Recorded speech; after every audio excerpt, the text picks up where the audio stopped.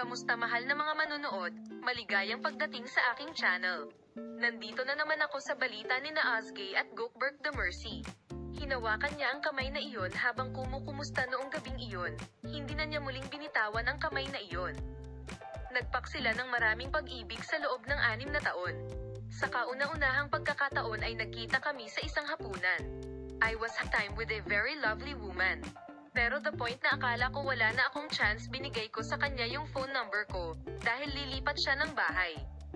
I never expected the point na sinabi ko sa kanya na i-text mo ako kung kailangan mo ng tulong. Sinabi ni Goldberg The Mercy ang mga salitang ito habang ipinagtapat ang kanyang pagmamahal sa magandang aktres na si Ozgie Yagis. Ngunit eksaktong 1 buwan mamaya, sa hindi inaasahan, una ay isang tawag sa telepono at pagkatapos ay isang malapit na pagkakaibigan.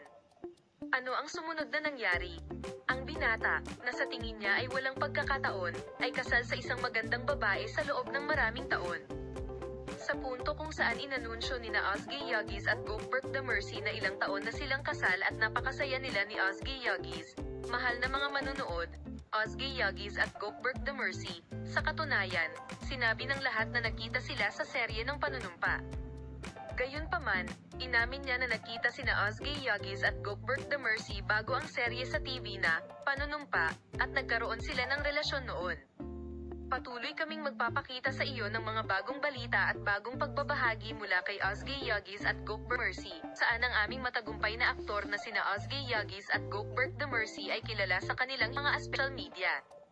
Manatiling nakatutok, paalam.